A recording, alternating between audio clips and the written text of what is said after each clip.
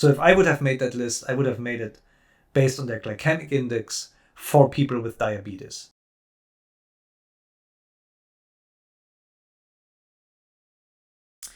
Hello again and welcome back to Science or Not. Today we're talking about an episode of Dr. Gundry, who will explain to us why certain flours that we use in baking are not good anymore. So let's see how much what he's saying is a fact and how much is made up. And I'm excited to share some insight into everyday ingredients that may be a part of your diet. Today, we're diving into a variety of flours, not the kind you give your significant other, the kind you tend to bake with. Now, be sure you don't mix them up in the first.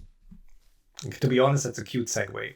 I'll be ranking these grains from S to F. S stands for superfood, and F means it belongs in the trash. Before we dive in, make sure to tickle that subscribe. I wonder which flour belongs into the trash. And give this video a thumbs up if you're ready to enhance your gut health with me. Let's go. How about everybody's favorite all-purpose flour? First of all, this is from wheat. And as you probably know, my patients have antibodies to the various proteins in wheat. So all-purpose flour gets the first. Because his patients show antibodies to like proteins, that's why it gets an F. Doesn't make any sense. All right, so here's the thing. If you're diabetic, you want to use a flour that has a low glycemic index. If you're allergic against any of the proteins that are present especially in the germ of wheat, for example, some of them are glutens. That can be a reason to choose a different flour. But other than that, all-purpose flour is pretty good baking flour. So. Of the day, whole wheat flour. Everybody knows that whole wheat is good for you, right? Not. Did anybody ever see any whole grains of wheat in whole wheat flour? Of course not. It's been ground to a fine pulp. That means there's nothing whole in whole wheat flour. One of the main differences between whole wheat and white flour is that whole wheat flour contains more fiber than white wheat flour, and it also contains more vitamins than white wheat or all-purpose flour. That's one of the main whole differences. It has pretty much the same glycemic index than all-purpose flour, and it also contains gluten. So those are the big things. All right, well, let's move on. I guess it also gets an F. It also means that some of the nastiest lectins that weren't present in all-purpose flour are in whole wheat flour. All right, so there we go. And this is one of Dr. Grundy's big claims. I guess that's what he's really based his entire brand on, is the lectins, which is a group of proteins that you find across a lot of different plant species, mostly in seed and in other tissue or fruit. And they are part of the plant defense system. A lectin-rich diet has not been shown to be anywhere affecting your health in any way in a negative form. If anything, then the science goes really into the different way and shows that a lectin-rich diet might actually enhance some of your health benefits over a long term. So. And while he's not wrong on the amount of lectin that you find in certain crops, he is very wrong on the assumption that might affect in some way or form your health. All right. So, but let's go on to wheat germ agglutinin. And spoiler alert, my patients react to wheat germ agglutinin. So whole wheat flour is a no-no as well. It's down in the F. One popular choice, which is not bad, is almond flour. Now, make sure when you're looking at the label that it says blanched almond flour, because the peel of an almond actually has a pretty mischievous lectin. All right, and there we again with the lectins. Almond flour however, has low glycemic index, a much lower glycemic index than wheat flour has, which means it might be more beneficial for people with diabetes, for diabetes management. just keep that in mind if you want to buy some flour. Most people, it's pretty good. I'll give it an A, certainly a whole lot better than all-purpose and whole. So I disagree with this. I think all-purpose flour is fine as long as you're not diabetic. Almond flour might be a much better choice if you are diabetic or if you have to manage diabetes. Then of course I would choose almond flour because it has a much lower glycemic index. Flour. Now another great choice is coconut flour. Coconut flour is full of fiber and it does have some MCT oil in it. Trouble with coconut flour is it really needs a lot of water to work as an ingredient. And as long as you know the ratios to use and use other flours mixed with all right, so he's not completely wrong on this. Coconut flour has a pretty low glycemic index as well, so it's good for diabetes management. And there are some studies that even suggest that coconut flour in products might reduce your LDL cholesterol if you intake coconut flour due to the high dietary fiber that coconut flour has. So flour, it's actually one of my favorites. So it's going up as a superfood. Rice flour, bad choice. Couple reasons. Once you grind rice into a fine powder, it is instantaneously turned into sugar. All right, so that's BS. All right, so that is, I don't know why, I don't know where we always get to this. So I feel like he's explaining this definitely a lot better than like other people that we had made videos on this channel.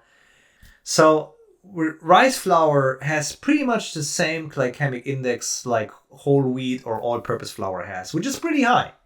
So it is not a good choice for people who have diabetes. And I think that's what he's trying to say. In your bloodstream. And it actually becomes sugar faster in your bloodstream than actually eating sugar. So that's BS. All right. It's way down on the list as well. Of course it is.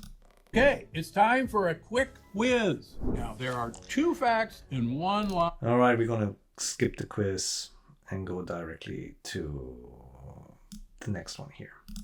Gluten-free, but it's not lectin-free. Okay. Let's get back to the chickpea flour. Chickpea flour. Now, that sounds like a great idea. You see it more and more. You see chickpea pasta. But chickpeas are part of the legume family, and they are loaded with... Okay, so again, he goes off on this lectin stuff.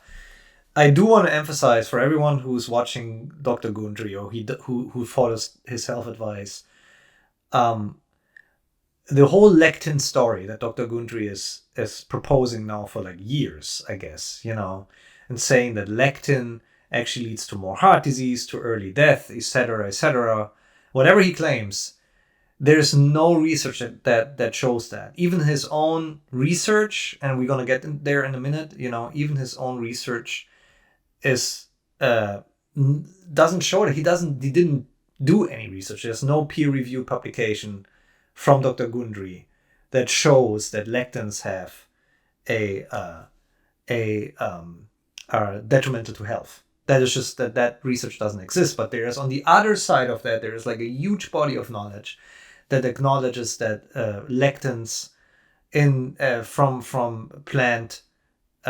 a plant-based diet can actually be helpful, or at least don't have any effect on the detriment of health of human individuals. So I just want to emphasize that is probably the one biggest thing that I don't like about this show, is that those scare tactics of people for some reason trying to scare them out of some certain foods or food groups that are all very, very helpful. Like tomatoes have a lot of lectins, and tomatoes are very anti-inflammatory. There's a ton of research done on tomatoes shown that is anti-inflammatory. So it's a really good food to eat. And generally, I would say, like the best advice is like to eat out of all 4 food groups.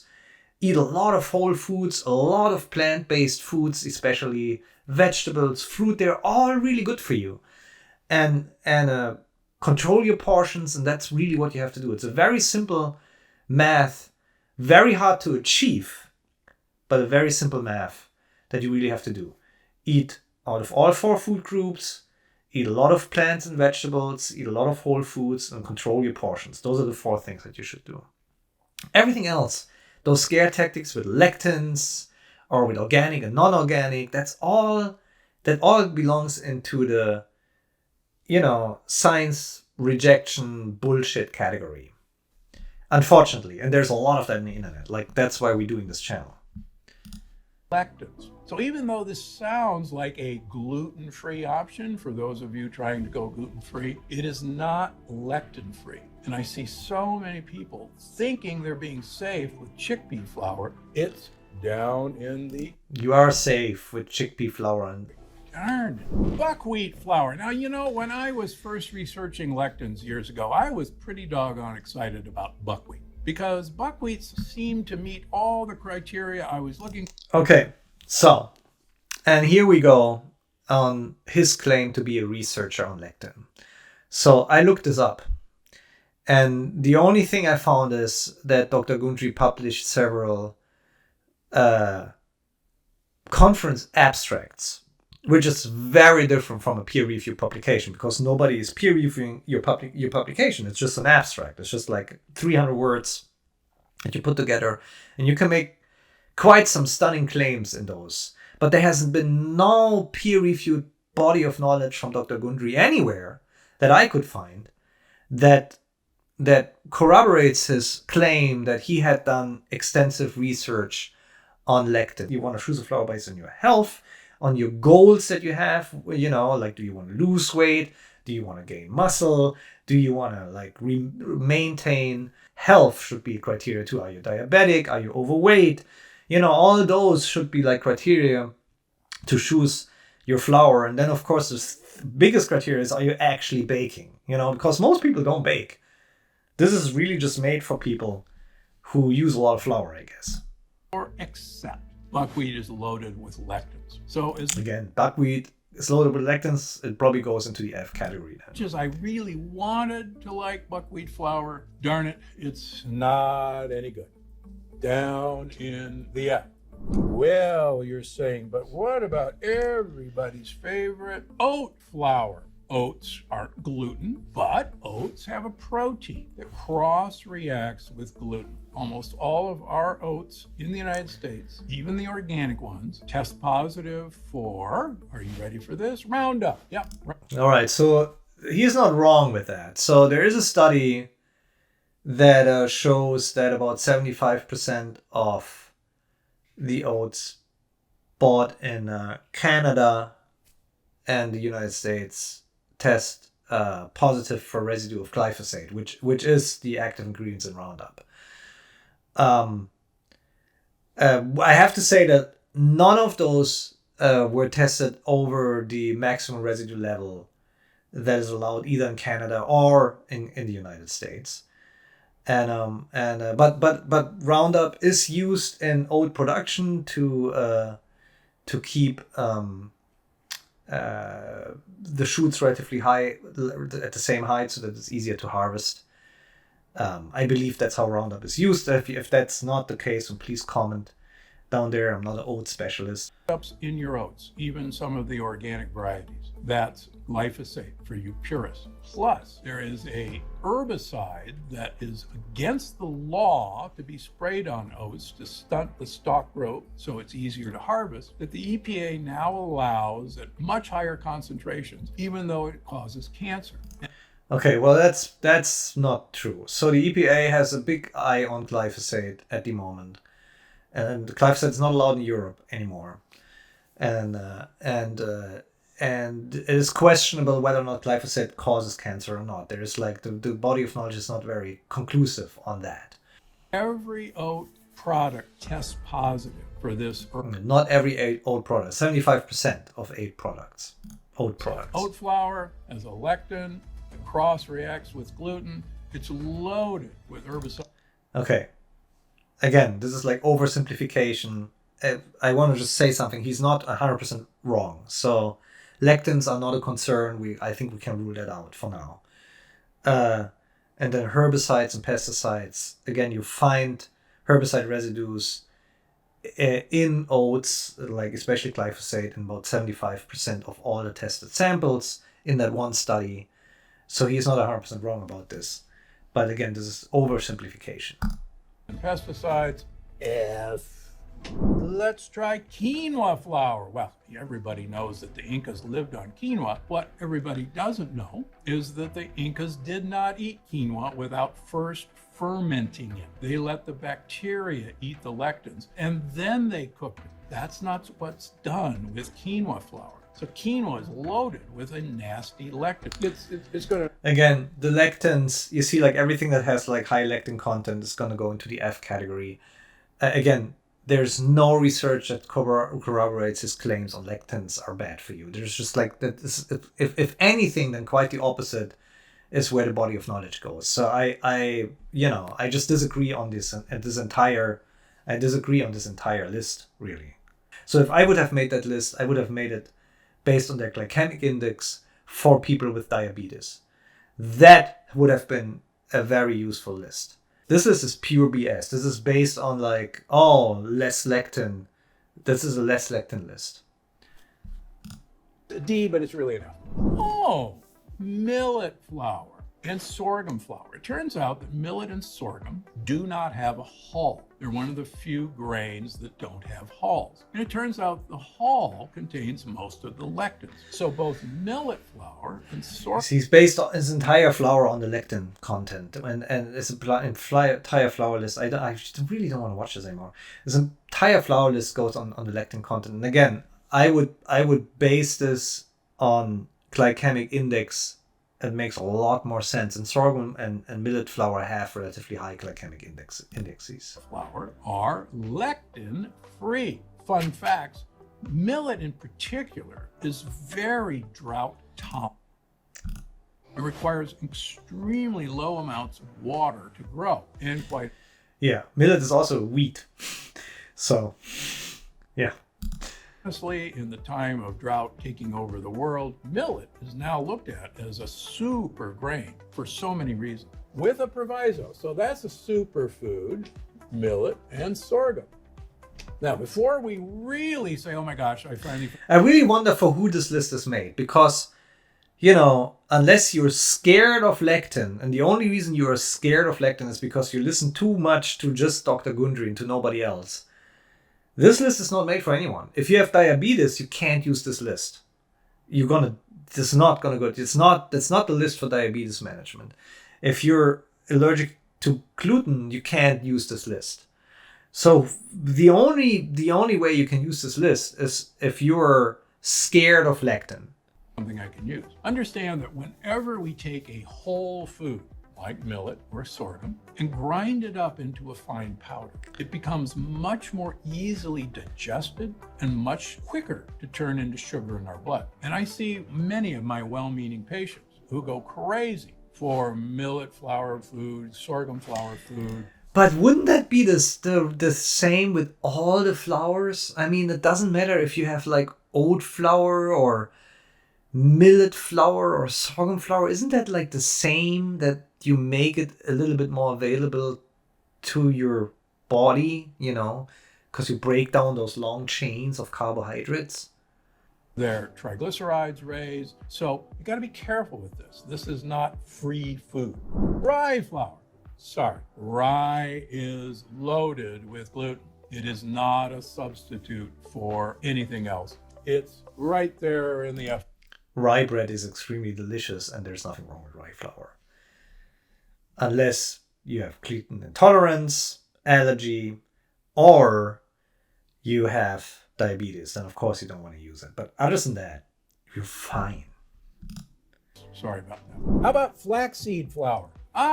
Now, flaxseed flour. So the great thing about flax seeds are they're loaded with short chain omega-3 fats. They're loaded with fiber. They're actually a low FODMAP fiber for you folks who are FODMAP conscious. In other words, they don't produce a lot of gas. The problem with flaxseed flour is once you grind flax seeds, they go rancid very, very quickly. So do me a favor, either buy your flaxseed flour in the refrigerator. I agree. Flaxseed are pretty healthy. They have a lot of omega-3 fat. not necessarily a flour to bake with, and not necessarily a flour that you want to use if you want to lose weight. All right, so there are like other options that are better to lose weight with than flaxseed flour, but extremely healthy. Flaxseed are very healthy and can be definitely part of a diet. Of your health food store and keep it in the refrigerator, or better yet, buy whole flax seeds. Get yourself a coffee grinder. They're cheap, and grind your own flax seeds. They're really a superfood as long as you understand that. Never buy them just sitting out. Corn flour, cornmeal. This is another lectin-loaded food, folks. And one of the reasons I see my patients after going gluten-free is that corn is in much of their gluten-free food, and almost every one of them reacts to it. Now, so corn is gluten-free. Corn doesn't have a low glycemic index though. Corn has a very high glycemic index. For anyone who has diabetes, corn flour is not an option. And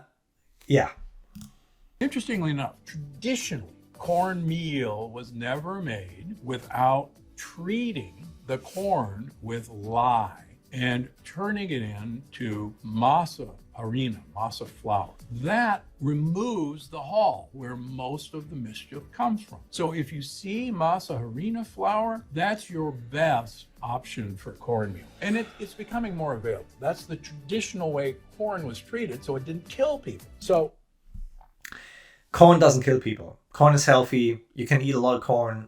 Again, if you're diabetic, then not the right choice for you. Other than that, cornmeal is fine. This is such a bullshit list. Corn flour, if you find masa we'll give it a C. Banana flour. First of all, banana flour. How many flours are there? Banana flour is fine. Bananas are fine. Look for the words green banana. Green banana is loaded with fiber that has. Okay, so again, he's not completely wrong here. Another big difference between all those flours is the fiber content. So, for example, banana flour has a lot of fiber. Whole wheat flour has a lot of fiber, and that can be very health beneficial.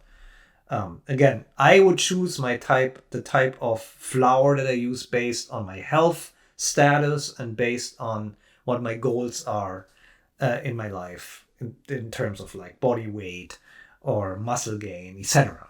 So not turn to sugar. And green banana is one of your best baking opportunities. And the good news is it doesn't really taste like banana. So it's a superfood, but make sure it says green banana flour. So arrowroot flour is also a really good flour that's pretty much pure prebiotic fiber. And it doesn't have any lectins. Most roots don't have lectins. It's really funny how they say how it maintains a healthy microbiome without having any claims on this. Different system of protecting themselves. So arrowroot flour, as well as tapioca flour, another cousin, the cassava flour. Cassava and tapioca flour are almost the same. All of the No, they're not. So that's not true. Tapioca is based on cassava, but tapioca is just the starch from cassava. While cassava flour is made by using the entire root. So there's a lot more fiber. It has a lot lower glycemic index than tapioca. Tapioca has a pretty high glycemic index, actually. And it is basically a starch. And if you ever seen tapioca, it's a very fine powder that can be used as starch. Not necessarily great for baking, depending on what you bake, really. So it's not the same. Those are different products. They're just made from the same crop. And then cassava is grown mostly in Nigeria, the Dominican Republic, Congo, Thailand. So those are big cassava growers. And again, I would make that determination based on my health status, based on what my goals are. It's really useful for another workable flour with the proviso that I talked about before. Once you grind up these things into a fine powder, they turn into sugar rapidly. So use with caution. But we're going to put... I don't know why you keep saying that, but that's true for all the flours. I mean, that's the reason they grind up in the first place. Tapioca and arrowroot and cassava flour up in the A list. You can absolutely use them for baking. Einkorn and spelt flour. Well, these sound like ancient grains, and you see them advertised as ancient grain. Sorry, folks. Ancient wheat is the same as wheat, and just because it's old wheat doesn't make it any safer. All right, so that's not 100% true. Einkorn and spelt flour, for example. So einkorn and spelt are non-hybridized wheat species, which means they have only 2 rows of seeds on them versus like 4 like rows in like a hybridized wheat species, which is our common wheat. Like there are several common wheat varieties. So there's a difference between those two for sure. You know, like just from the breeding aspect of it, there's a difference between them. Loaded with gluten and all the other wheat proteins. That is true. They have quite high gluten content compared even to like normal wheat. Flour and einkorn and spelt have significantly higher gluten content than most of the common wheat species. So most of the common wheat varieties. If you're not gluten intolerant, if you're not diabetic, there's nothing wrong with them. You can use them. Don't buy into the ancient grain marketing hype. These are anciently good at making you ancient. If he wouldn't say all this stuff, if he would just like make a list, he's a heart surgeon. If he would just make a list of like, you know, for this list is for diabetic people, and this is the kind of flour that I would recommend for diabetic people. Why is he not doing this? I don't understand this. Why is he making this weird made up list that is not good for anyone?